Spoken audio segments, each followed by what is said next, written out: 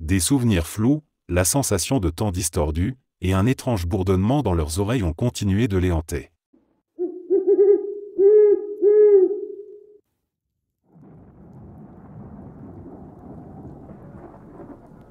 Montréal est une ville ancienne, marquée par des siècles d'histoire, d'immigration, de conflits et de transformations rapides.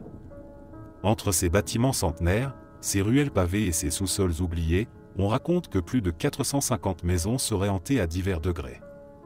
Ces hantises prennent la forme de bruits, d'apparitions, de phénomènes électriques ou de quelque chose de plus sombre. Certaines maisons, pourtant ordinaires de l'extérieur, cachent des secrets qui glacent le sang. Parmi les plus connus figure une vieille bâtisse en pierre grise dans le quartier du Plateau Mont-Royal, près de la rue Saint-Denis. Construite au début du XIXe siècle, elle aurait été successivement une résidence, une clinique privée, puis une pension pour travailleurs migrants. Aujourd'hui, elle appartient à un particulier qui la loue rarement, pour de bonnes raisons. L'histoire débute dans les années 1980, lorsqu'une jeune famille s'y installe. Très vite, des événements étranges surviennent, des objets déplacés, des portes qui s'ouvrent d'elles-mêmes et des chuchotements provenant du grenier, bien qu'ils soient toujours vides. Le couple met d'abord cela sur le compte de l'adaptation et du stress. Mais leur fille cadette, âgée de 4 ans, commence à parler d'un homme dans sa chambre. Elle l'appelle « Monsieur aux mains noires ». La petite fille devient agitée, fait des cauchemars, refuse de dormir seule. Une nuit, les parents la retrouvent assise sur son lit, les yeux grands ouverts, fixant un coin vide de la pièce. Elle chuchote, il est fâché. Il ne veut pas qu'on soit ici. Le lendemain, des marques apparaissent sur le mur de la chambre, de longues traces verticales comme faites avec des doigts sales, que personne n'arrive à nettoyer. La famille quitte précipitamment la maison quelques semaines plus tard. Depuis, plusieurs locataires ont tenté d'y vivre.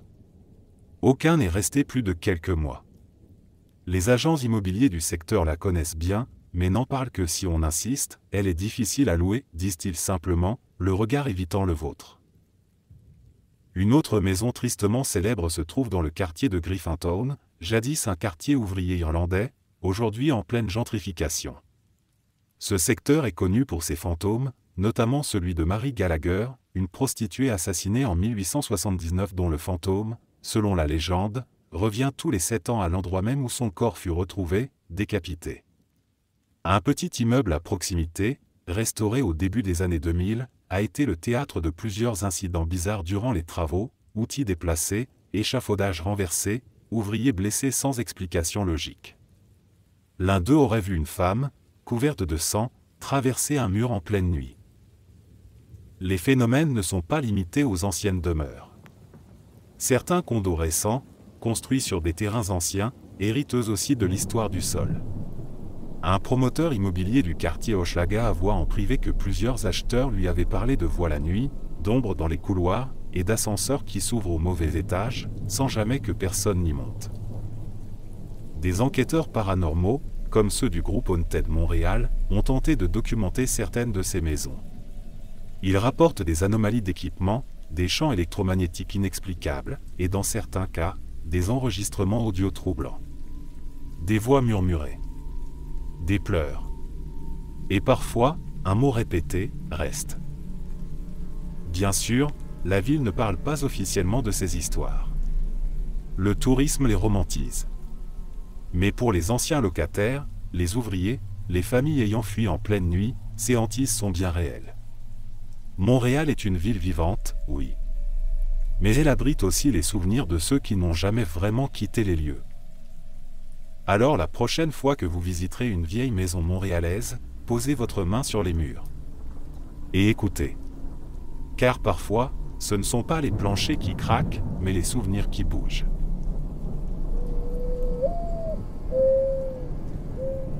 Depuis des siècles, les eaux profondes et sombres du lac Montfrémagogue, qui s'étend sur plus de 40 km entre le Québec et le Vermont, ont nourri toutes sortes de récits. Mais c'est à partir des années 1970 que les histoires d'une créature mystérieuse vivant dans ces profondeurs ont commencé à captiver l'imaginaire collectif québécois. Ce monstre, surnommé affectueusement Monfray, est décrit comme une bête gigantesque, serpentiforme, avec un long cou, une tête fine et des mouvements ondulants qui évoquent ceux d'un dragon marin. L'une des observations les plus troublantes date du 12 août 1978. Ce jour-là, André et Lucie Deslauriers, un couple de Sherbrooke, avaient décidé de passer la journée avec leurs 2 enfants sur le lac à bord de leur petit bateau à moteur. Il était environ 14h30, le ciel était clair, l'eau d'un calme absolu. Ils étaient arrêtés au large de la pointe Magog, dégustant un pique-nique, quand leur fils cadet, Marc, aperçut quelque chose au loin. « Papa, regarde, il y a quelque chose qui bouge dans l'eau », avait-il crié en pointant du doigt une vague anormale. André, d'abord sceptique, se leva et scruta la direction indiquée. C'est là qu'il la vit. Une silhouette sombre, énorme, émergeait lentement de l'eau à une centaine de mètres du bateau. Elle semblait glisser en silence sous la surface, et seule une partie de ce qui ressemblait à un long cou avec une petite tête était visible. Aucun son. Juste ce déplacement fluide et presque irréel. Lucie, tremblante, sortit le vieil appareil photo familial, mais la créature replongea avant qu'elle ne puisse appuyer sur le déclencheur. L'eau se mit alors à tourbillonner comme si quelque chose de gigantesque venait de plonger à toute vitesse. Le bateau tangua légèrement sous l'effet de vagues soudaines. André, ancien militaire et pas du genre à croire aux histoires farfelues, racontera plus tard à un journaliste local que jamais il n'avait ressenti une peur aussi instinctive.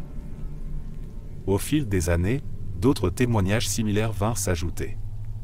En 1981, un pêcheur de Newport rapporta avoir vu une « chose énorme » traverser lentement le lac, juste avant le coucher du soleil. En 1996, 2 plongeurs amateurs prétendirent avoir entendu un cri sourd et senti des vibrations étranges sous l'eau près du même secteur. En 2003, un couple en kayak décrivit une silhouette ressemblant à un esturgeon, 10 fois plus gros que la normale. Des scientifiques ont tenté d'apporter des explications rationnelles. Ils parlent de mirages, de troncs d'arbres à la dérive, de gros esturgeons ou de vagues anormales causées par des courants thermiques. Mais aucun de ces éléments ne parvient à expliquer la régularité et la cohérence des témoignages. La créature est-elle réelle ou le fruit d'une légende qui se nourrit d'elle-même ? Chaque année, à la belle saison, des curieux affluent sur les rives du Manfred Magog. Des passionnés installent des caméras à infrarouge, d'autres scrutent le lac avec des jumelles, espérant entrevoir Manfred. Certains pensent que la créature est un vestige de la préhistoire, un descendant d'un plésiosaure ayant survécu en secret. D'autres, plus mystiques, évoquent un esprit protecteur du lac ou une manifestation surnaturelle liée aux anciennes croyances des Premières Nations.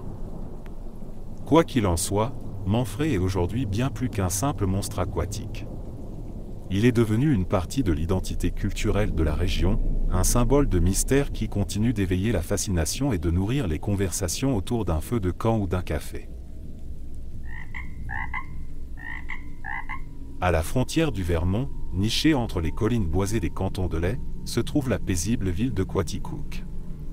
Avec ses forêts denses, ses sentiers peu fréquentés et ses vallées brumeuses, cette région est propice aux récits de mystères. Depuis les années 1970, elle est aussi le théâtre de témoignages troublants concernant une créature énigmatique que plusieurs appellent le Sasquatch québécois.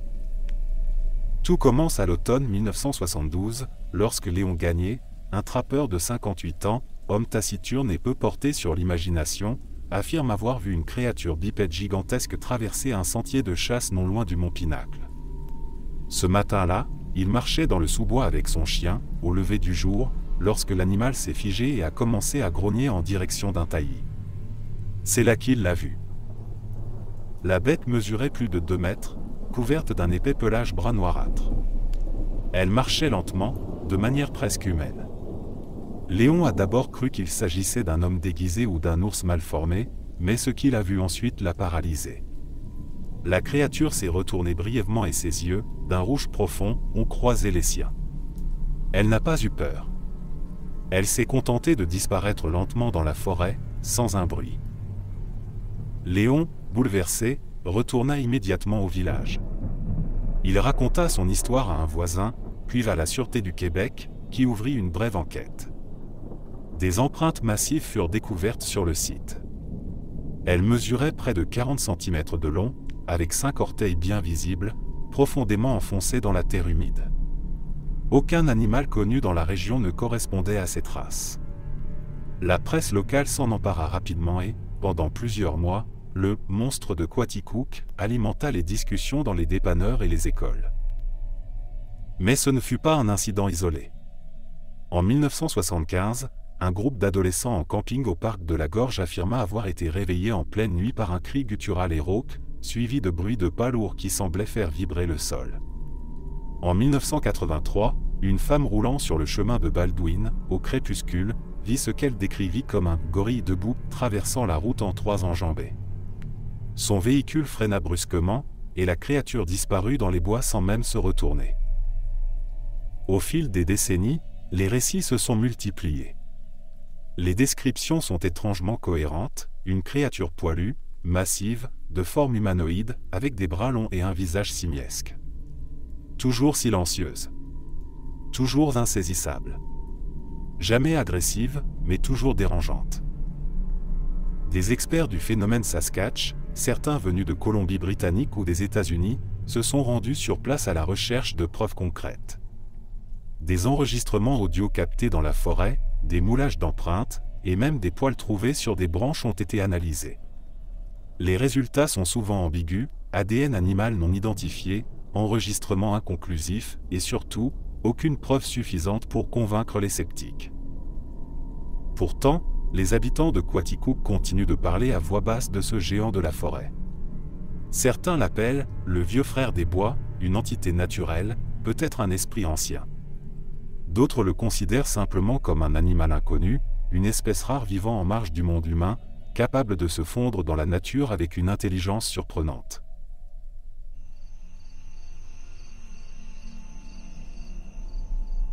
Dans les profondeurs des Hautes-Laurentides, bien au nord des sentiers battus, se trouvent des forêts si denses et reculées qu'on dit qu'on peut y marcher 3 jours sans croiser âme qui vive. C'est dans ces bois anciens, où le vent siffle entre les pins noirs et les nuits sont plus sombres que le péché, que le Wendigo aurait été aperçu, une créature issue des légendes autochtones mais dont certains affirment avoir vu la présence, en chair et en os. Le Wendigo, dans la tradition des peuples algonquiens, est un esprit maléfique de la forêt, né du froid, de la faim et de la solitude. Il apparaît généralement en hiver, lorsque la nourriture est rare et que les hommes sont poussés à leurs limites. Il représente la transformation de l'humain en bête, souvent associée au cannibalisme. Selon la légende, une personne qui en vient à manger de la chair humaine en période de famine peut être maudite et devenir un Wendigo, condamné à errer pour toujours, insatiable, affamé et inhumain. Mais dans les années 1980, plusieurs témoignages ont commencé à émerger de petits villages isolés comme Mont-Saint-Michel, Ferme-Neuve et Parent.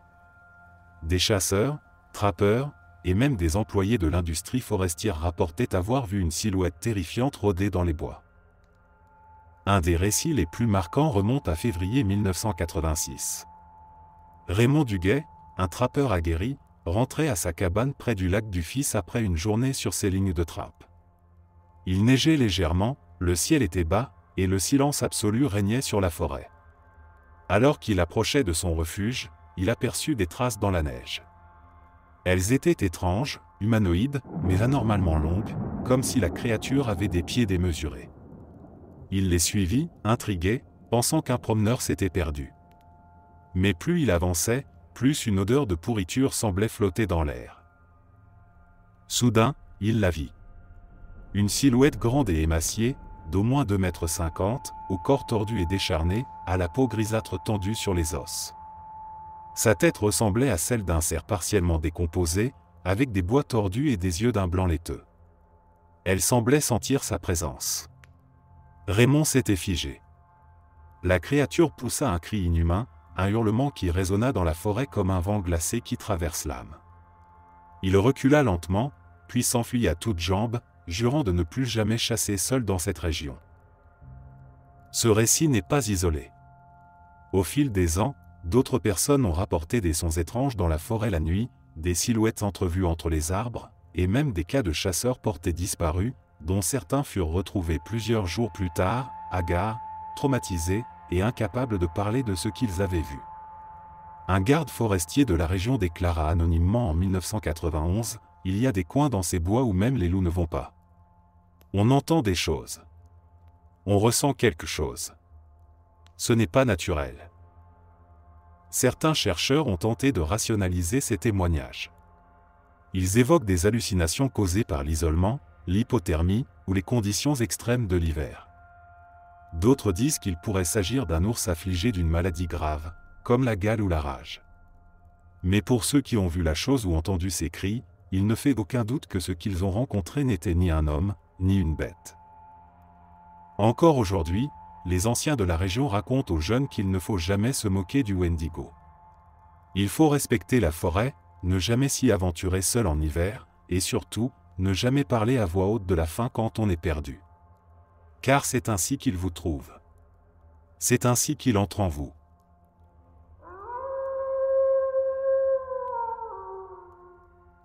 Sous les rues de l'arrondissement Saint-Michel, dans le nord-est de Montréal, se cache un ancien tunnel oublié de la plupart des citoyens. Construit au début du XXe siècle, le tunnel Brock était à l'origine une voie d'accès pour des convois ferroviaires et de maintenance urbaine. Fermé dans les années 1970 pour des raisons de sécurité, le tunnel a depuis été abandonné. Pourtant, ceux qui ont osé y pénétrer depuis parlent d'un lieu où le réel et l'irréel semblent se confondre. Ce tunnel, qui s'étire sur plusieurs centaines de mètres sous le quartier, est aujourd'hui scellé à ses deux extrémités par des grilles rouillées. Mais cela n'a jamais empêché les plus curieux, notamment les explorateurs urbains, d'y entrer par des ouvertures discrètes. C'est dans les années 1990 que commencent à circuler les premières rumeurs selon lesquelles le tunnel serait hanté. L'histoire la plus célèbre remonte à l'été 1997. Trois adolescents passionnés d'urbex, Francis, Samuel et Karine, décidèrent d'explorer le tunnel à la tombée du jour. Munis de lampes de poche, d'un magnétophone et d'un appareil photo jetable, ils pénétrèrent par une bouche d'égout désaffectée non loin de la rue Jarry. Dès les premiers pas, ils notèrent une chute anormale de la température. Le tunnel, malgré la chaleur estivale, était glacé. À peine une dizaine de minutes plus tard, ils commencèrent à entendre des bruits étranges, des grattements contre les murs, des murmures indistincts, et parfois, le bruit d'un souffle profond. Ils pensaient d'abord à un sans-abri ou à un animal. Mais les bruits semblaient se déplacer autour d'eux, sans jamais provenir d'un endroit précis. Karine racontera plus tard qu'à un moment donné, elle se sentit observée. Elle tourna la tête et aperçut, au bout du faisceau de sa lampe, une silhouette figée, trop grande pour être humaine, dont les bras touchaient presque le sol. Elle poussa un cri et l'image disparut aussitôt. Les trois jeunes s'enfuirent sans se retourner, sortant du tunnel par là où ils étaient venus, couverts de sueur froide. Lorsqu'ils firent développer les photos quelques jours plus tard, plusieurs clichés furent brouillés, mais l'un d'eux montrait quelque chose d'étrange, une ombre humanoïde floue, haute et sombre, sans trait distinct, se tenant au fond du tunnel. Le négatif n'a jamais révélé de traces de double exposition. À la suite de cette expédition, d'autres groupes y allèrent, armés de caméras, de détecteurs EMF et de courage. Certains captèrent des sons ressemblant à des voix, des fragments de phrases chuchotées, dans un français ancien. D'autres rapportèrent des sensations d'oppression, des vertiges, ou même des hallucinations sonores, comme des pas suivant leur propre rythme sans jamais les rattraper. Les plus superstitieux affirment que le tunnel aurait été construit au-dessus d'un ancien cimetière non répertorié, et que les âmes dérangées des oubliés s'y manifesteraient. D'autres racontent qu'un ouvrier y serait mort enseveli lors d'un effondrement dans les années 1930, et que son esprit hante toujours les lieux, incapable de trouver le repos. Aujourd'hui, le tunnel Brock est scellé plus solidement, mais son mythe continue de grandir. Des artistes y font référence, des vidéastes s'en inspirent, et certains habitants du quartier évitent même de marcher au-dessus de l'ancienne structure, par simple crainte.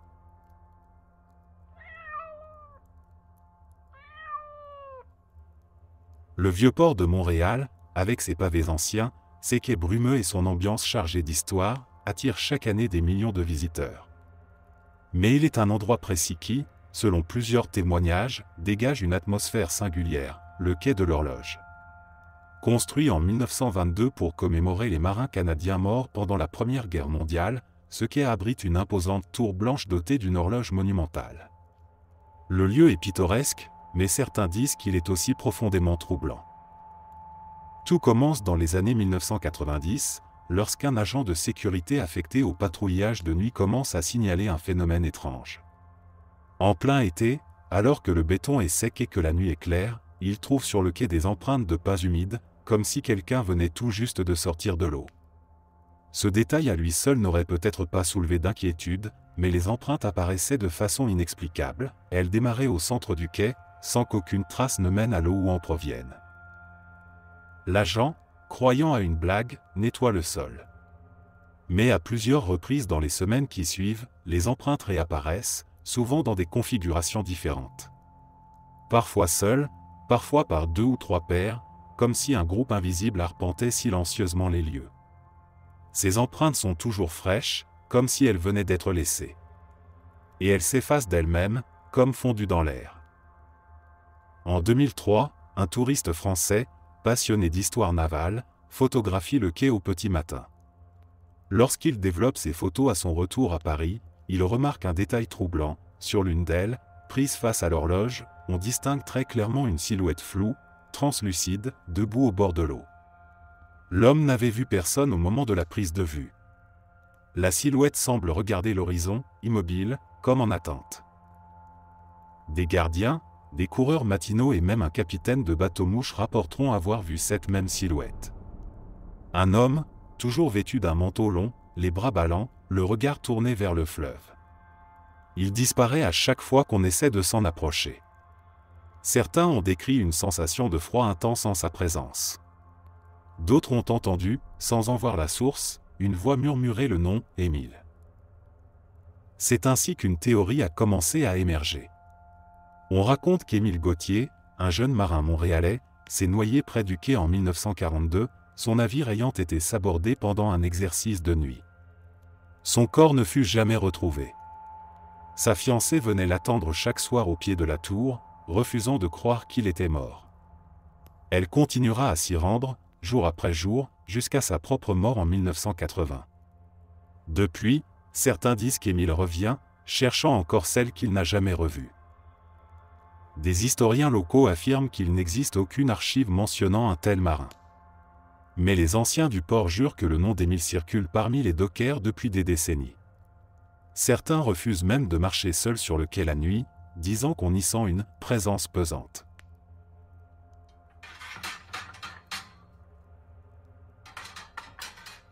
Au cœur du centre-ville de Montréal, tout près du boulevard René-Lévesque, se dresse un bâtiment imposant et moderne, le quartier général de la Sûreté du Québec, aussi appelé quartier général 1. Derrière ses vitres teintées et ses murs d'acier, on y coordonne les plus grandes enquêtes criminelles de la province. Mais depuis les années 2000, certains employés, policiers, secrétaires, techniciens, racontent que le bâtiment cache plus que des dossiers classifiés. Il serait aussi le théâtre de phénomènes paranormaux. L'histoire la plus connue débute en 2004, lorsqu'un agent de nuit chargé de la surveillance vidéo commence à remarquer des anomalies étranges dans les couloirs du sous-sol. Sur les écrans de contrôle, une silhouette sombre apparaît parfois entre 2 caméras, à des heures où personne n'est censé se trouver là. À chaque fois qu'il envoie un collègue sur place pour vérifier, les lieux sont déserts. Les portes sont verrouillées, l'alarme n'a pas été déclenchée, et aucune trace de passage n'est détectée. Mais les caméras, elles, continuent de capter l'ombre. Intrigué, l'agent commence à documenter les incidents. Il note qu'ils se produisent toujours entre 3h et 4h du matin, et toujours au même endroit, près de l'ancienne salle des archives judiciaires, maintenant condamnée. Il en parle à un collègue plus âgé qui lui confie alors qu'il n'est pas le premier à remarquer ces phénomènes. Des rumeurs internes circulent depuis longtemps à propos de cette section du bâtiment. Certains agents disent avoir entendu, en pleine nuit, des bruits de pas précipités, comme une course, suivis de coups sourds sur les murs. Une secrétaire raconte qu'un soir d'hiver, alors qu'elle travaillait tard, elle a vu une porte s'ouvrir lentement d'elle-même. Quand elle s'est approchée pour la refermer, elle a senti un souffle froid sur sa nuque, comme si quelqu'un la fixait juste derrière. Mais il n'y avait personne. Le plus troublant reste le témoignage de Jean-François Bay, inspecteur en chef à l'époque, réputé pour son sang-froid. En 2009, alors qu'il restait tard pour terminer un rapport dans son bureau du 5e étage, il entend une voix faible murmurer son prénom. Il l'ignore d'abord, pensant à un collègue. Mais le murmure se répète. Plus fort. Plus insistant. Il sort dans le corridor vide, puis entend un cri aigu, semblable à celui d'un enfant, résonner dans tout l'étage. Il n'y avait aucun visiteur. Aucun enfant. Et surtout, aucun enregistrement sonore pouvant expliquer le phénomène. Certains croient que les événements sont liés à l'ancien bâtiment de la sûreté, qui se trouvait autrefois à proximité et où plusieurs prisonniers sont morts dans des conditions violentes durant les années 1950 et 60. D'autres pensent que le nouveau quartier général a été construit sur un ancien site judiciaire, un ancien tribunal ou un lieu d'exécution non documenté, et que des présences résiduelles continueraient à hanter les lieux. Les plus rationnels invoquent des problèmes électriques, des courants d'air ou des coïncidences. Mais les agents qui y travaillent depuis longtemps vous diront que ce n'est pas aussi simple. Certains refusent d'utiliser l'ascenseur après minuit. D'autres évitent de s'aventurer seuls au sous-sol, même en plein jour. Aujourd'hui, aucune enquête officielle n'a été menée. Le silence est de rigueur. Après tout, quel policier voudrait voir sa crédibilité remise en question en parlant de fantômes? Et pourtant, à l'intérieur de ce bastion de la rationalité et de l'ordre, l'irrationnel semble s'être discrètement installé. Il suffit de passer une nuit là-bas, dans le calme profond des couloirs vides, pour comprendre pourquoi certains agents murmurent encore « ce n'est pas ce qu'on voit qui fait peur, c'est ce qu'on sent ».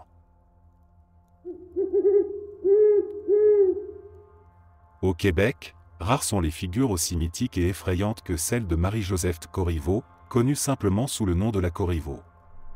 Bien que son histoire remonte au XVIIIe siècle, les rumeurs de son esprit errant continuent de circuler, surtout autour de Lévis et Québec, où elle aurait laissé derrière elle bien plus qu'un simple souvenir. L'histoire débute en 1763, dans le village de Saint-Vallier, en Nouvelle-France. Marie-Joseph Corriveau, mariée 2 fois, est accusée d'avoir assassiné son second époux, Louis-Étienne Dodier, un fermier réputé pour son tempérament violent. Lorsqu'on retrouve le corps de Dodier dans l'écurie, le crâne enfoncé, la communauté est choquée.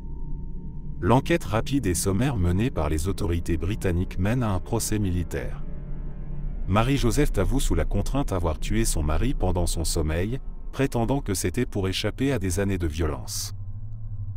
Le tribunal la condamne à mort par pendaison. Mais ce n'est pas tout. Dans un geste d'une rare cruauté à l'époque, on ordonne que son cadavre soit suspendu dans une cage de fer, exposée au public pendant des jours, à Pointe-Lévis. Cette cage devient rapidement un objet de fascination et de terreur. Les habitants s'approchent avec crainte, certains affirmant que les yeux de Marie-Joseph bougeaient encore. D'autres disent l'avoir vue pleurer du sang. Mais c'est après sa mort que sa légende prend une tournure paranormale. Au fil des ans, les histoires d'apparitions se multiplient. Des voyageurs racontent avoir vu une femme vêtue d'une robe blanche maculée, errant le long des routes entre Lévis et Montmagny. D'autres disent l'avoir aperçue près de la tombe de son mari, ses chaînes traînant dans la terre. Une rumeur persistante veut que sa cage n'ait jamais été enterrée correctement, et que son esprit soit prisonnier entre les mondes, condamné à errer pour l'éternité. Au XIXe siècle, on raconte qu'un cocher ayant pris une passagère silencieuse sur une route de campagne s'est retourné pour constater que le siège était vide, sauf pour une chaîne rouillée et un souffle glacial. En 1921, des ouvriers travaillant dans un vieux bâtiment à Lévis affirmèrent avoir découvert une cage étrange enterrée sous des décombres, accompagnée d'ossements. Peu après, plusieurs d'entre eux tombèrent malades ou furent victimes d'accidents. Le site fut rapidement condamné. Encore aujourd'hui, des résidents affirment que certains soirs, surtout lorsqu'il y a du brouillard, on peut entendre des cliquetis métalliques résonner près du fleuve. Un son froid, comme une cage de fer qui balance au vent. Et parfois, des témoins rapportent avoir vu une forme blanche flottante, aux yeux noirs, se glisser entre les arbres. Bien que des historiens aient tenté de réhabiliter l'image de Marie-Joseph comme une femme victime de son époque, la légende a pris racine.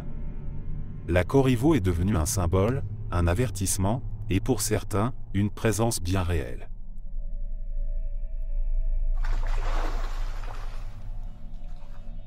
L'île aux Grues, dans l'archipel du même nom au large de Montmagny, est une île paisible bordée par les eaux du fleuve Saint-Laurent. Elle est connue pour ses paysages bucoliques, ses fromages réputés et son isolement. Mais pour les habitants de longue date, cette tranquillité cache une ombre vieille de plusieurs siècles, celle du petit bonhomme sans tête. L'histoire remonte à l'époque coloniale, entre 1810 et 1841, selon les témoignages transmis oralement.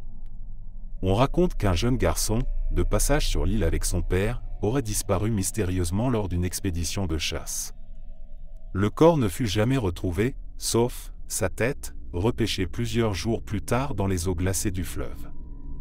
Son père, rongé par la peine, passa le reste de sa vie à errer sur l'île, persuadé que l'esprit de son fils y était toujours. C'est après sa mort que les témoignages ont commencé à affluer. Des insulaires rapportèrent avoir vu, au crépuscule, un petit homme vêtu à l'ancienne, portant un pantalon trop court, une chemise blanche et des bretelles, marcher à travers champs ou apparaître sur les berges. Toujours silencieux. Toujours seul. Et toujours sans tête. Ceux qui l'ont vu décrivent une silhouette de la taille d'un enfant de 8 ou 9 ans, avançant sans bruit, semblant flotter à quelques centimètres du sol. Parfois, il reste immobile, orienté vers une maison, avant de disparaître d'un seul coup. En 1902, un pêcheur du nom de Basile Ruel affirma avoir été poursuivi, au petit matin, par une forme humanoïde qu'il ne comprenait pas. Elle surgit d'un champ embrumé, et bien qu'il courut à toute vitesse jusqu'à son embarcation, il sentit sa présence le suivre jusque dans sa chaloupe. Il jurait avoir entendu des gémissements étouffés, comme si une voix voulait parler sans bouche. Ce n'est que plusieurs minutes après s'être éloigné de la rive qu'il osa regarder derrière lui, et ne vit rien. Mais le banc de bois arrière était trempé, comme si quelqu'un s'y était assis. Le mythe du petit bonhomme sans tête se perpétua de génération en génération. Certains anciens disaient qu'il apparaissait surtout aux étrangers, comme pour les avertir de ne pas déranger le calme de l'île. D'autres croyaient qu'il était lié à un ancien crime non résolu, que la terre même de l'île avait gardé mémoire d'un malheur jamais vengé. En 1977, un groupe d'étudiants de l'université Laval passa une nuit sur l'île pour documenter les légendes locales. Vers 2 heures du matin, alors qu'ils campaient près de la pointe ouest, l'un d'eux aperçut une petite forme sortir d'un bosquet. Il pensait d'abord à un enfant égaré, jusqu'à ce que la lampe torche révèle l'absence de tête. L'étudiant hurla, et le groupe quitta l'île précipitamment au lever du soleil. Depuis, aucun autre projet de documentation n'a été mené sur le phénomène. Certains croient que l'entité n'est pas malveillante, mais qu'elle cherche quelque chose. Peut-être sa tête. Peut-être son père. Peut-être simplement la paix. Quoi qu'il en soit, de nombreux habitants évitent encore certains secteurs de l'île à la nuit tombée, notamment les vieilles granges et les sentiers près du rivage. Et si jamais vous visitez l'île aux grues et que vous voyez une silhouette d'enfant en train de marcher lentement dans un champ au crépuscule, ne l'appelez pas. Ne le suivez pas. Et surtout, ne cherchez pas son visage.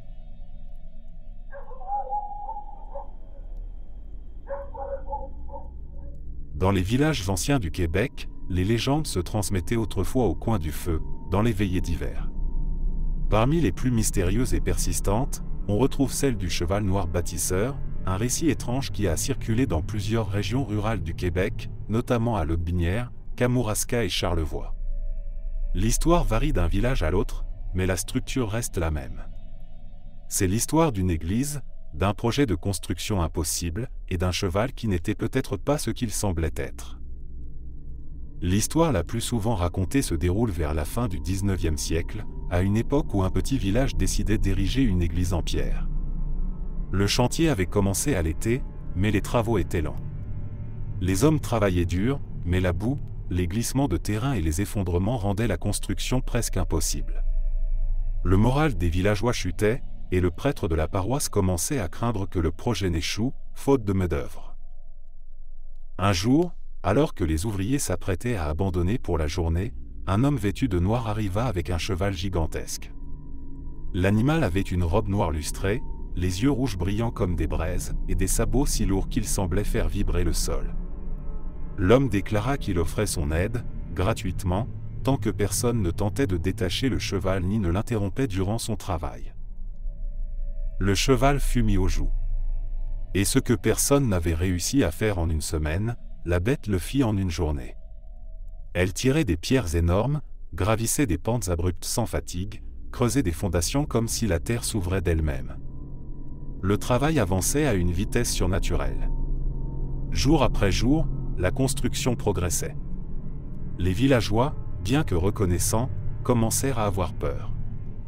Car chaque nuit, certains disaient entendre des rires étouffés près de l'église inachevée, et plusieurs affirmaient avoir vu le cheval marcher sans que ses sabots touchent le sol. Le curé, inquiet, demanda aux ouvriers d'observer attentivement le cheval.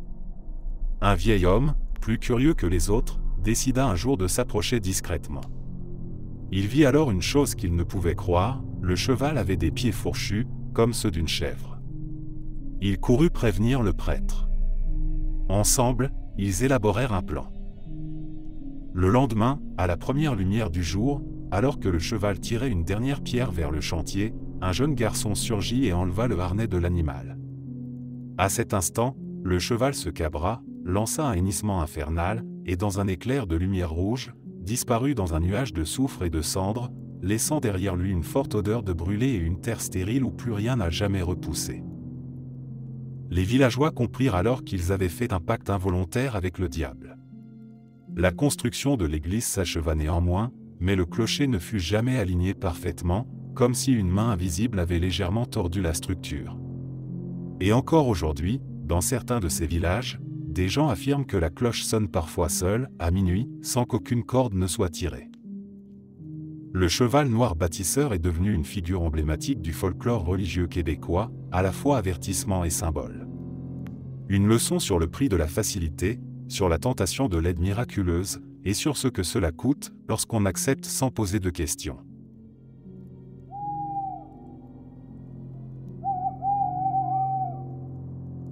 À Montréal, peu de gens savent qu'ils marchent chaque jour sur un ancien cimetière. Le cimetière Saint-Antoine, aujourd'hui disparu à la surface, se trouvait autrefois à l'emplacement de ce qui est devenu le square d'Orchesté et une partie du quartier des Affaires. De 1799 à 1854, ce cimetière fut le principal lieu d'inhumation catholique de la ville. On y enterra des milliers de personnes, souvent victimes de typhus, de variole ou de conditions de vie épouvantables. Mais en 1855, face à l'expansion urbaine et aux préoccupations sanitaires, le cimetière fut officiellement fermé. Les autorités affirmèrent que les corps seraient exhumés et déplacés vers le nouveau cimetière Notre-Dame-des-Neiges. Mais le travail fut bâclé. Des centaines, voire des milliers de corps y restèrent enfouis, oubliés sous les trottoirs, les fondations d'immeubles et les lignes de métro. Ce qui devait être un lieu de mémoire devint un cimetière invisible, jusqu'à ce que les morts commencent à se rappeler aux vivants. Dans les années 1970, alors que des travaux d'excavation sont entrepris pour la construction de la place du Canada, des ouvriers tombent sur des ossements humains à quelques mètres de profondeur. D'abord sceptiques, les autorités réalisent rapidement l'ampleur du problème, les corps sont nombreux, mal identifiés, et certains sont simplement déplacés de quelques mètres puis recouverts de béton. Le chantier est brièvement interrompu, puis relancé. Et c'est là que les phénomènes commencent. Les gardiens de nuit du chantier rapportent des voix chuchotées, des sensations de froid intense malgré l'été, et l'apparition de formes brumeuses se déplaçant entre les équipements. Un ouvrier affirme avoir vu une femme en robe d'époque, couverte de terre, lui faire face pendant quelques secondes avant de disparaître. Plusieurs travailleurs quittent le site sans demander leur paye. Depuis ce temps, le secteur du square d'Orchesté et ses environs est considéré comme l'un des lieux les plus hantés de Montréal. Les employés de bureaux à proximité affirment que certains ascenseurs montent ou descendent seuls sans appel. Des lumières clignotent sans explication. Une femme de ménage, dans un édifice au coin de René Lévesque et Peel, a quitté son poste après avoir vu une silhouette sans visage traverser une salle de conférence vide. Un ancien gardien de sécurité d'un immeuble voisin raconte qu'il a vu une procession silencieuse de personnes habillées comme au XIXe siècle marcher lentement dans le square à 3 heures du matin. Il les a d'abord prises pour des acteurs, mais lorsqu'ils sont passés devant lui, ils n'avaient ni yeux, ni bouche, juste des traits lisses comme du plâtre. En 2009, lors d'une autre excavation dans le secteur, de nouveaux ossements furent retrouvés, confirmant que les corps sont toujours là, par centaines. La ville a installé une plaque discrète dans le parc pour rappeler l'existence du cimetière. Mais peu la remarquent. Et encore moins connaissent l'histoire complète. Les médiums qui ont visité l'endroit affirment ressentir une colère froide, une présence massive, comme si le lieu était encore habité par des âmes troublées. Plusieurs insistent sur le fait que les esprits n'ont jamais été libérés, qu'ils sont encore liés à la terre, furieux d'avoir été oubliés.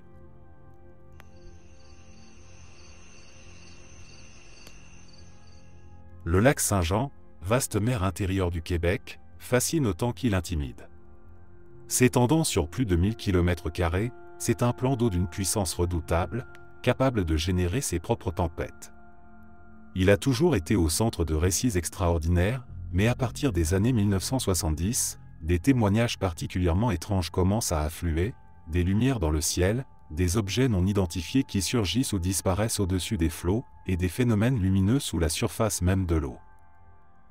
Le cas le plus célèbre s'est produit en juillet 1987, lors d'une chaude soirée d'été. Un groupe d'amis, campant sur une plage de Saint-Gédéon, observait les étoiles au bord du lac lorsqu'ils aperçurent une lumière rouge intense, stationnaire au-dessus de l'eau, vers le centre du lac. Pensant à un avion ou un satellite, ils continuèrent de l'observer. Mais la lumière, au lieu de bouger lentement, se mit à zigzaguer à une vitesse ahurissante, dessinant des formes géométriques dans le ciel.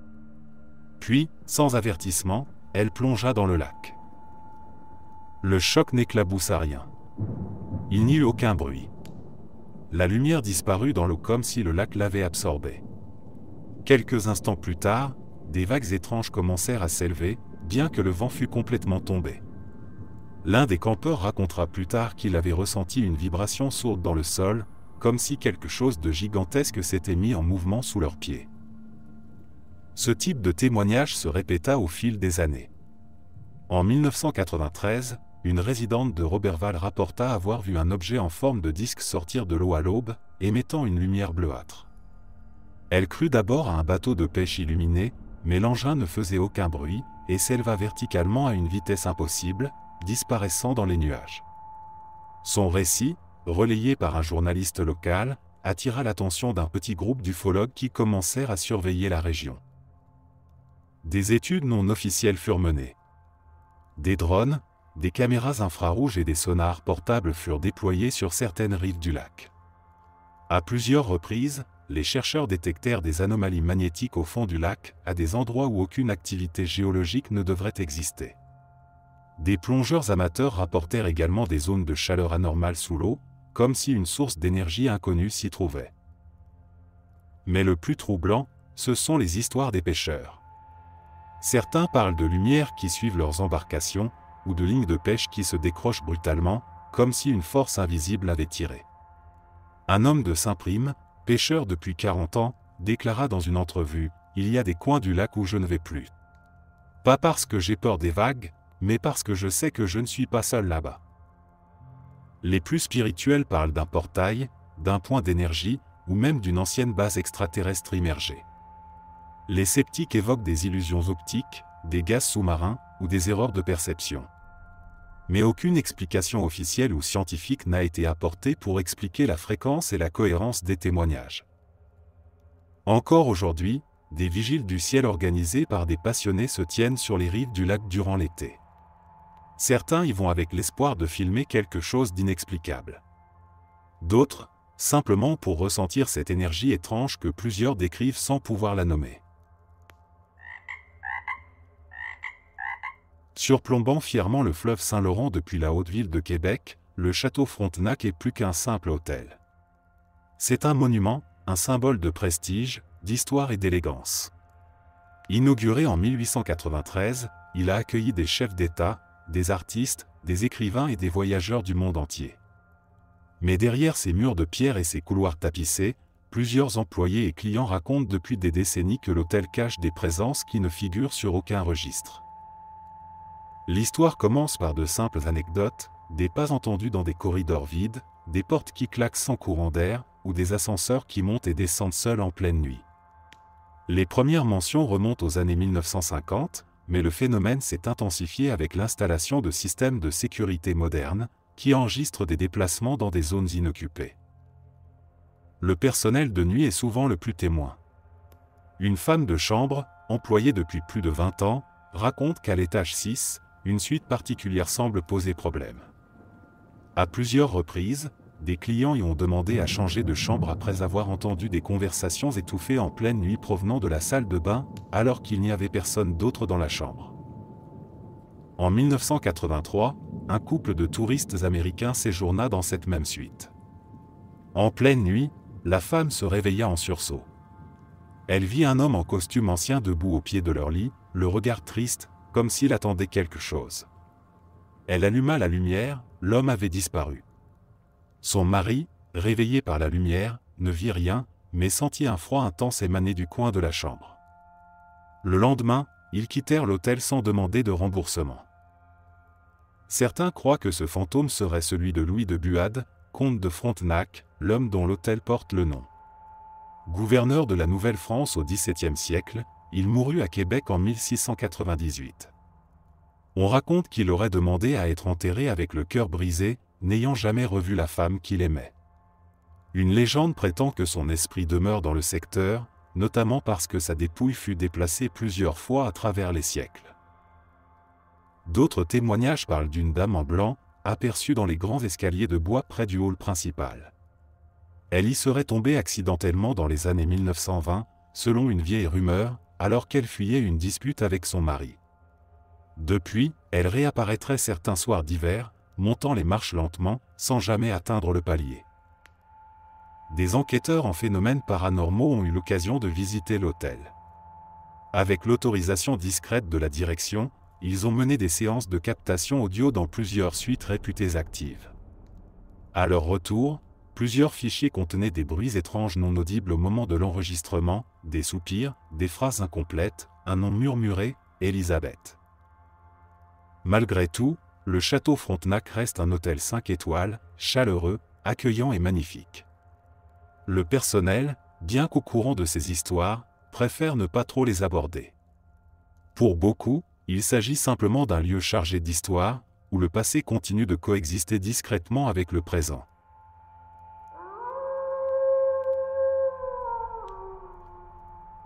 Situé sur l'avenue du Parc, au cœur du quartier Myland, le théâtre Rialto est une œuvre d'art à lui seul. Construit en 1924 dans un style inspiré de l'Opéra de Paris, avec ses colonnes, ses balcons en fer forgé, ses dorures et ses plafonds peints, il a d'abord accueilli des films muets, puis des concerts, des pièces de théâtre, et aujourd'hui des événements culturels variés. Mais derrière sa beauté baroque, le Rialto est aussi le théâtre de manifestations étranges, que plusieurs employés et artistes affirment avoir vécues. Les premiers récits remontent aux années 1980, alors que le théâtre était en déclin, peu fréquenté et souvent fermé. Un concierge de nuit, Paul André, raconte qu'un soir, alors qu'il faisait sa ronde vers 2 heures du matin, il entendit des notes de piano venant de la salle principale. Pensant qu'un musicien s'était faufilé, il entra, pour découvrir un piano vide, fermé, dans une salle plongée dans l'ombre. Les notes s'étaient arrêtées dès son entrée. En allumant les lumières, il jura avoir vu une silhouette assise au balcon, qui disparut dès qu'il cligna des yeux. Au fil des années, plusieurs artistes en répétition ont raconté des incidents similaires.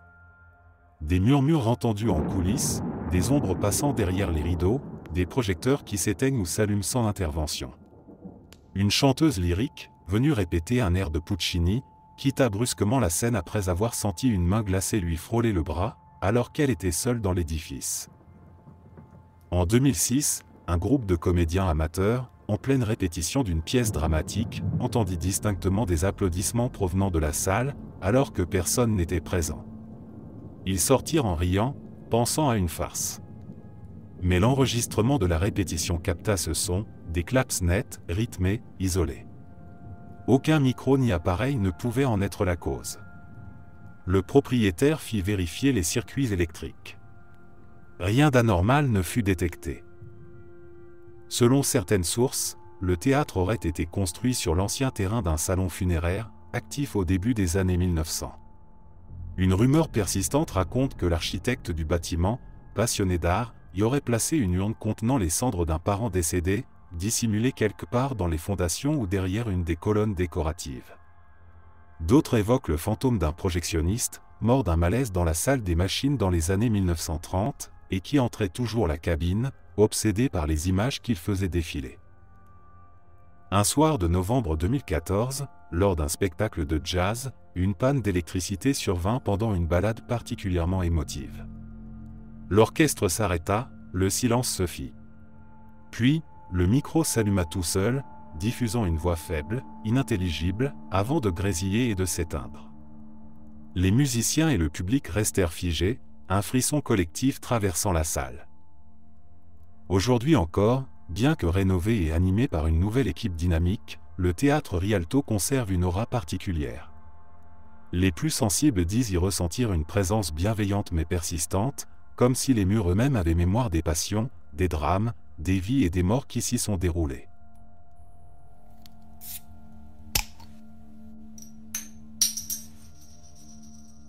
Situé dans la région de Lanaudière, à environ 2 heures au nord de Montréal, Saint-Zénon est une petite municipalité entourée de forêts denses, de rivières sauvages et de montagnes paisibles.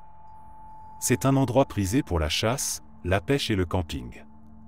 Mais depuis les années 1970, la région est aussi connue, de manière plus discrète, pour des apparitions nocturnes aussi étranges qu'inexpliquées, les lumières de Saint-Zénon. Ces phénomènes lumineux, souvent décrits comme des sphères flottantes de couleur blanche, bleue ou rouge, apparaissent principalement au-dessus des lacs et des clairières à l'écart du village, particulièrement par temps sec et sans lune. Ce qui rend ces lumières si troublantes, ce n'est pas seulement leur forme, mais la manière dont elles se déplacent. Elles zigzaguent à une vitesse irréaliste, s'arrêtent en plein vol, effectuent des virages à angle droit, comme si elles défiaient les lois de la physique. L'un des cas les plus marquants eut lieu en 1979, lorsqu'un groupe de chasseurs installés près du lac Saint-Stanislas vit, peu après minuit, une boule lumineuse descendre du ciel à grande vitesse et s'arrêter brusquement à quelques mètres au-dessus de l'eau. Elle resta suspendue là pendant 1 minute, émettant une lumière bleutée pulsante. Aucun bruit. Aucune chaleur. Puis elle remonta lentement, à la verticale, avant de disparaître dans un éclair. L'un des hommes, André Lefebvre, ancien pilote de brousse, déclara « Ce n'était ni un hélico, ni un drone, ces affaires-là existaient même pas encore pour le public. Ça bougeait comme rien que j'ai jamais vu. » Au fil des années, les signalements se sont accumulés. En 1986, un garde forestier en patrouille nocturne aperçut 3 lumières rouges se déplacer en formation triangulaire au-dessus de la ZEC des Nymphes. Lorsqu'il tenta de les filmer avec son caméscope, l'appareil cessa de fonctionner. De retour à son véhicule, le moteur refusa de démarrer pendant plus de 20 minutes. Les habitants de Saint-Zénon parlent peu de ces phénomènes, mais dans les commerces locaux, certains anciens acceptent d'en discuter à voix basse. Une retraitée raconta avoir vu une lumière traverser sa cuisine, à l'intérieur de sa maison, un soir d'orage. Elle dit avoir senti une grande paix, suivie d'un vide profond. La lumière aurait disparu par la fenêtre, sans briser le verre. Ce détail fut corroboré par un enquêteur ufologique indépendant en 1998. Dans les années 2000, quelques groupes d'ufologues organisèrent des veillées sur les hauteurs du chemin du parc régional. À 2 reprises, ils rapportèrent avoir observé des flashs lumineux au-dessus de la forêt, trop rapides pour être captés correctement par leur équipement. Un spectromètre capta un pic électromagnétique bref, mais intense, à 3h17 du matin lors d'une de ces expéditions. À ce moment-là, le ciel était dégagé, sans activité électrique naturelle. Certaines théories locales avancent la présence de métaux rares dans le sol, créant des anomalies magnétiques qui pourraient expliquer certaines lumières. D'autres évoquent des phénomènes géophysiques rares, comme les feux follets, les décharges telluriques ou les échos lumineux atmosphériques. Mais rien n'explique la précision des mouvements observés, ni leur intelligence apparente. Et pour ceux qui les ont vus, il ne s'agit pas de simples lueurs. Ce sont des présences, conscientes, silencieuses, observatrices.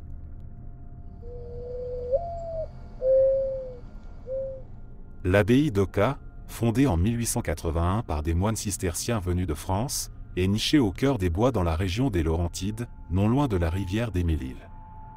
Connue pour son architecture majestueuse et ses terres agricoles paisibles, l'abbaye a longtemps été un havre de silence, de prière et de travail manuel. Mais derrière les murs de pierre, plusieurs moines, visiteurs et retraitants affirment avoir été témoins de phénomènes étranges qui remettent en question les frontières entre le sacré et l'invisible. Tout commence au début des années 1950, alors que les moines vivent encore dans une rigoureuse austérité.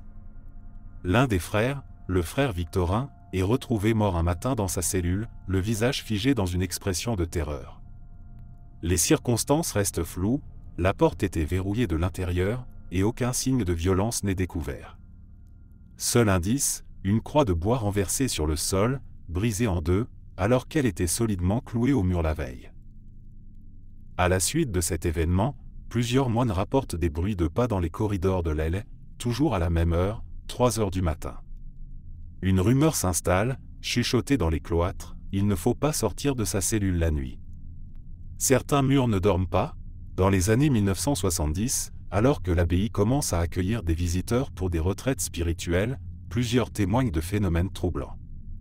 Une femme venue pour une retraite silencieuse affirme avoir été réveillée par un chant grégorien, parfaitement harmonieux, qui semblait venir de partout à la fois. Mais aucun office n'avait lieu cette nuit-là. Et lorsqu'elle s'est approchée de la chapelle, les portes étaient scellées à clé. En 1982, un jeune étudiant en théologie venu loger quelques semaines à l'abbaye dans le cadre de ses recherches raconte qu'en pleine nuit, il sentit une présence dans sa chambre. En ouvrant les yeux, il vit une silhouette encapuchonnée debout dans un coin sombre. Il se leva pour allumer la lumière, mais la forme avait disparu. Sur sa table de chevet, le livre qu'il étudiait avait été déplacé et ouvert, à un passage biblique traitant des apparitions. Les moines, bien couverts au dialogue, restent discrets sur ces manifestations. Certains reconnaissent avoir vu ou entendu des choses étranges, mais préfèrent interpréter ces événements comme des épreuves spirituelles, des tests de foi ou des manifestations symboliques. Un ancien frère aujourd'hui retiré raconta à demi-mot, certains lieux pris plus fort que d'autres. Et parfois, on vous répond. En 2006, l'abbaye fut vendue à un groupe privé, et les moines quittèrent les lieux. Depuis, le site est partiellement reconverti en centre culturel et auberge, mais plusieurs employés affirment que les phénomènes ne se sont pas arrêtés. Une réceptionniste dit avoir vu un moine marcher dans les couloirs alors que le bâtiment était vide. Un technicien de son venu installer du matériel dans l'ancienne chapelle aurait entendu un orgue jouer tout seul, alors que l'instrument était hors d'usage. Le phénomène le plus troublant demeure l'aile. Plusieurs visiteurs ont signalé une sensation d'oppression en y entrant, comme si l'air y était plus lourd, chargé d'une mémoire ancienne. Certains parlent même de visions fugitives dans les miroirs, des visages inconnus, des robes de bure, des regards figés. Aujourd'hui, l'abbaye d'Oka est un lieu de beauté, de sérénité, mais aussi de mystère. Ceux qui s'y rendent pour trouver la paix la trouvent souvent. Mais certains en ressortent avec plus de questions que de réponses.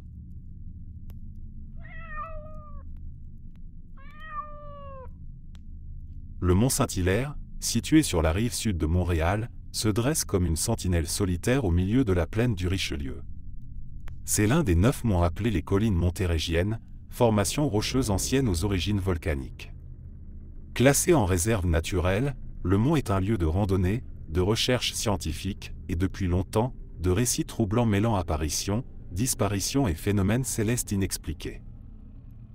Les Premières Nations considéraient déjà le mont comme un lieu sacré. Les Abénaquis l'appelaient Wigwobago, ce qui signifie « lieu où habitent les esprits ». Ces récits se sont transmis à travers les générations, bien avant l'arrivée des colons européens, qui eux aussi finirent par noter les étranges phénomènes entourant le site. Le premier témoignage moderne remonte à 1922, lorsqu'un fermier du nom d'Émile Barrette, qui cultivait la base du mont, affirme avoir vu un engin métallique en forme de cloche flotter au-dessus des arbres, sans bruit. Il crut d'abord à un ballon météo, mais l'engin monta d'un coup sec et disparut dans le ciel. Depuis ce jour, les récits similaires n'ont cessé de s'accumuler. Dans les années 1970 et 1980, des dizaines d'observations furent rapportées par des randonneurs et des résidents locaux. Des lumières sphériques de différentes couleurs, souvent rouges ou bleu pâle, se déplaçaient au-dessus du mont ou semblaient émerger de sa masse rocheuse, pour ensuite disparaître sans laisser de traces. Certains parlent de formations triangulaires silencieuses, d'autres de disques argentés flottant juste au-dessus des sentiers. En 1999, un groupe de 4 étudiants en biologie de l'Université de Montréal en expédition de nuit sur le mont pour observer des insectes nocturnes vit une lumière orange intense traverser le ciel à basse altitude, puis s'immobiliser au-dessus d'un ruisseau. La lumière semblait réagir à leur présence, s'éteignant lorsqu'ils pointaient leur lampe torche vers elle, puis réapparaissant ailleurs. Effrayés, ils quittèrent le site en courant. Le lendemain, ils revinrent avec un professeur, mais il ne restait aucune trace. Ce qui rend le mont Saint-Hilaire si fascinant aux yeux des chercheurs en phénomènes inexpliqués, c'est la concentration d'événements anormaux sur un territoire restreint, anomalies électromagnétiques, dérèglements de boussole, perte de temps inexpliquées. Plusieurs chercheurs croient que le mont serait un point géoénergétique, une sorte de vortex naturel lié à la géologie unique de la région. Mais ce n'est pas tout. Des disparitions étranges y sont également associées. Le cas le plus célèbre est celui de Paul-Émile Reich, un passionné de minéralogie disparu sans laisser de traces en 1981 alors qu'il faisait des relevés de pierre dans une zone connue pour ses grottes inaccessibles. Malgré des recherches intensives, aucune trace de lui ni de son équipement ne fut retrouvée. Certains affirment qu'il connaissait un passage souterrain menant à une cavité naturelle dont l'entrée aurait été condamnée, par qui, ou par quoi, nul ne le sait. Encore aujourd'hui, les habitants de Saint-Hilaire racontent à voix basse que le mont observe. Que certains y sentent une présence. Et que lorsque le brouillard descend, il faut quitter les hauteurs rapidement, avant que le mont ne vous garde avec lui. De nombreux passionnés d'ufologie et d'ésotérisme s'y rendent chaque année, certains pour observer les étoiles, d'autres pour espérer un contact. Des groupes de méditation y organisent des veillées nocturnes, persuadés que le mont est une antenne vivante, un lieu de passage entre mondes. Le mont Saint-Hilaire, sous son apparence tranquille, cache une multitude de récits que la science peine à expliquer. Et ceux qui y montent seuls, la nuit, reviennent parfois différents. Plus silencieux. Plus attentifs. Comme si quelque chose les avait regardés et reconnus.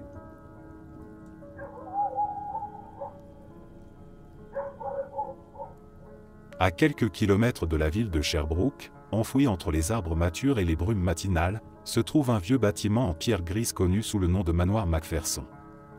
Construit à la fin du XIXe siècle par un riche industriel écossais, Archibald Macpherson, ce manoir fut pendant plusieurs décennies un lieu de faste, de réception et de prestige.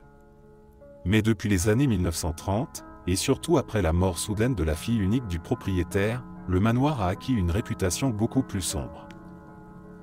La légende commence en 1932. Margaret Macpherson, une jeune femme de 19 ans, belle, cultivée et adorée de tous, était fiancée à un officier de la marine canadienne. Un soir d'hiver, à la veille de leur mariage, son fiancé périt dans un naufrage au large de la Gaspésie.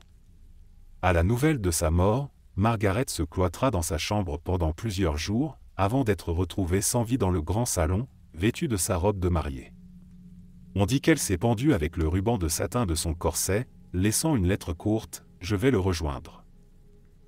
Depuis ce jour, le manoir ne fut plus jamais le même. Dès les années 1940, les gardiens chargés de l'entretien rapportèrent des événements étranges, des lumières s'allumaient toutes seules dans la chambre de Margaret, des pleurs étaient entendus au sommet de l'escalier principal, et des pas légers retentissaient dans les couloirs alors que le bâtiment était vide. Dans les années 1970, un groupe d'étudiants de l'université Bishop S loua une partie du manoir pour y loger un club de lecture et d'histoire. Ils n'y restèrent que 3 semaines. Selon leurs témoignages, des livres tombaient des étagères sans raison, des voix féminines étaient captées sur leurs enregistreurs pendant les lectures, et l'un d'eux, resté seul un soir, vit une silhouette blanche descendre lentement l'escalier, puis disparaître devant la porte d'entrée, sans jamais l'ouvrir. En 1995, un médium bien connu au Québec, invité par une équipe de tournage, affirma avoir senti une détresse profonde dans la chambre de Margaret. Il déclara que son esprit ne comprenait pas qu'elle était morte, et qu'elle attendait encore quelqu'un qui ne viendrait jamais. Ce jour-là, une caméra capta, pendant l'enregistrement d'une interview, un phénomène étrange, un voile blanc flotta brièvement devant l'objectif, sans explication, au moment où le nom du fiancé de Margaret fut prononcé. Le manoir est désormais une propriété privée, difficile d'accès, mais les habitants des environs affirment que les manifestations continuent. Certains disent avoir vu, par les fenêtres, une jeune femme en robe ancienne marcher lentement dans le grand salon, surtout les soirs de pleine lune. D'autres, campant dans la forêt voisine, rapportent des sons de piano provenant du manoir, bien que celui-ci n'ait plus été habité depuis des années. La légende veut que chaque année, à la date anniversaire du naufrage, une rose rouge fraîche apparaisse sur le rebord de la fenêtre de la chambre de Margaret, même en plein hiver. Aucune trace de pas dans la neige. Juste la rose, et parfois, un léger parfum de lavande dans l'air glacial. Le manoir Macpherson demeure l'un des lieux les plus énigmatiques des cantons de Lay. Est-il simplement habité par une mémoire douloureuse? Ou Margaret est-elle réellement encore là, piégée entre les murs du passé, attendant un amour qui ne reviendra jamais?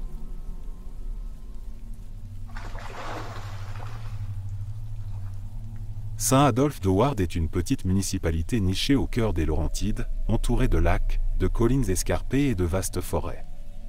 C'est une région tranquille, fréquentée par les amateurs de plein air.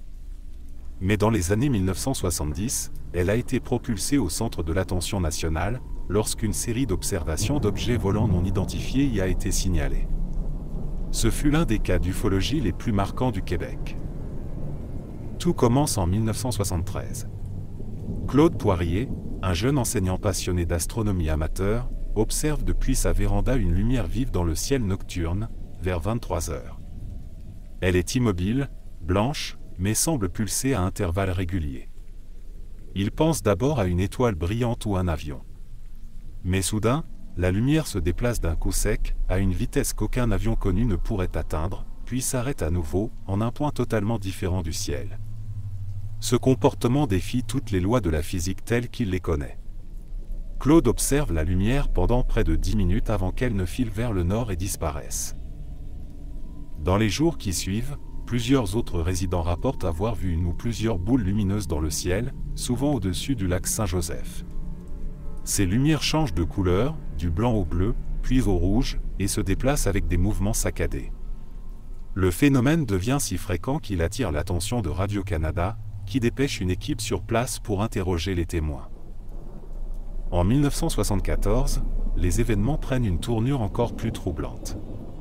Un couple de campeurs, Ginette et Marc Letourneau, racontent avoir vu un objet triangulaire noir planer silencieusement au-dessus de leur tente au milieu de la nuit.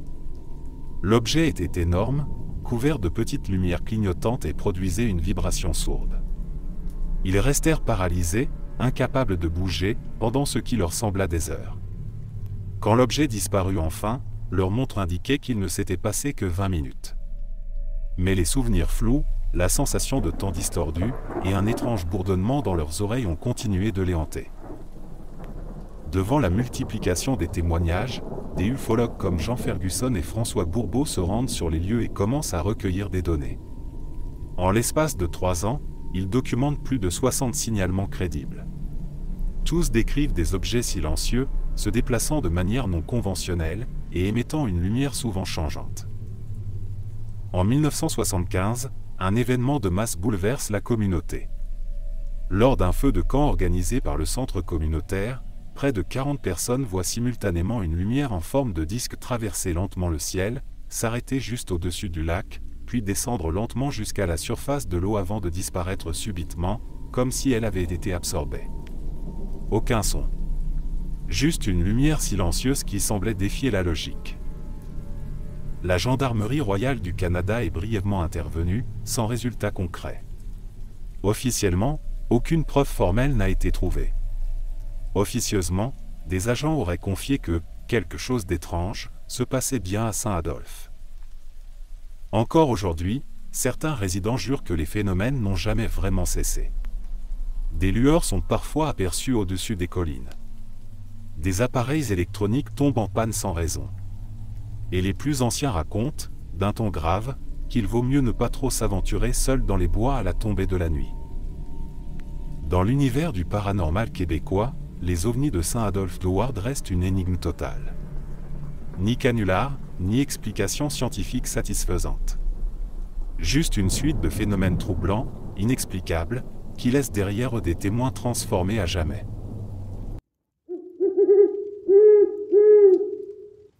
Merci d'être resté jusqu'à la fin. N'oubliez pas d'aimer la vidéo, de vous abonner et de partager vos propres histoires en commentaire. On se retrouve demain à la même heure devant ce feu.